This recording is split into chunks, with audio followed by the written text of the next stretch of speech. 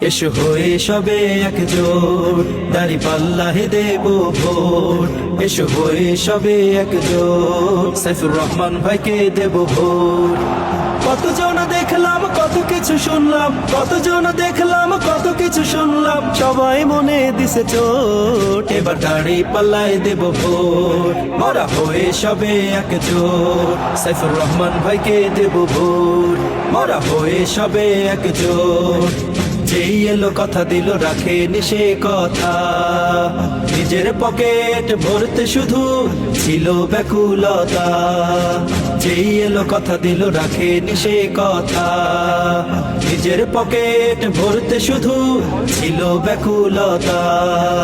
খাই খাই নেতাদের দেব না সাপোর্ট, এবার দাড়ি পাল্লাই দেব ভোট। মোরা হয়ে সবে একজোট, সাইফুর রহমান ভাইকে দেব ভোট।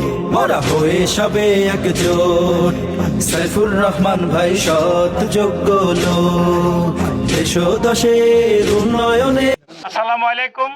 মোহরিবাড়ির সম্মানিত অধিবাসীবৃন্দ, মা বোনেরা, আমি অ্যাডভোকেট সাইফুর রহমান, বাংলাদেশ জামাত ইসলামী মনোনীত একজন প্রার্থী।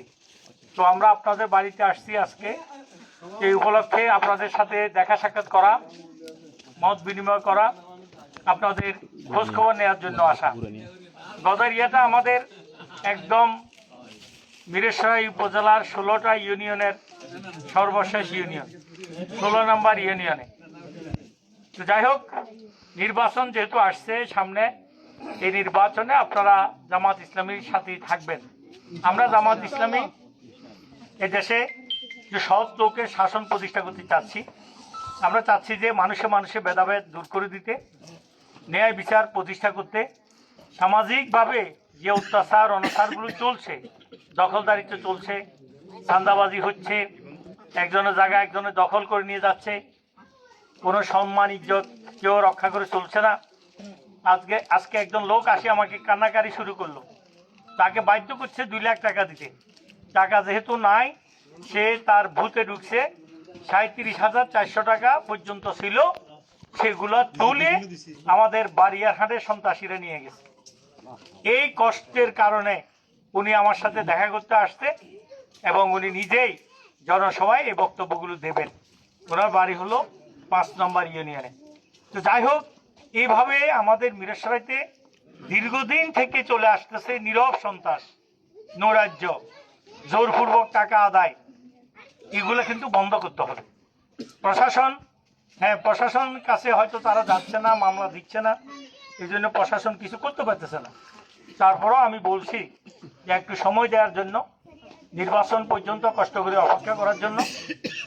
আমরা বাংলাদেশ জামাত ইসলামীর পক্ষ থেকে এই প্রতিশ্রুতি দিচ্ছি, আমাদের কোনো কর্মীর দ্বারা কোনো জনগণ কেউ কষ্ট পাবে না ইনশাআল্লাহ। দ্বিতীয়ত হলো, আমাদের কোনো লোক অন্যায়ভাবে কারোর উপর কোনো জুলুম করবে না। কেউ যদি করে, এই তথ্য আসার সাথে সাথে আমরা তড়িৎ ভিত্তিতে তাদের বিরুদ্ধে ব্যবস্থা গ্রহণ করব। আমরা শুধু বহিষ্কারের নাটক করব না, আমরা চোখে দেখার মতো করে শাস্তিমূলক ব্যবস্থা নেব ইনশাআল্লাহ। জামাতের কোন কর্মী দ্বারা কোনো মানুষ ক্ষতিগ্রস্ত হতে পারে না, বরং উপকার ভোগী হতে হবে। এটাই হলো আমাদের রাজনীতির মূল দর্শন। আমরা চেষ্টা করব মানুষের কল্যাণে কাজ করতে।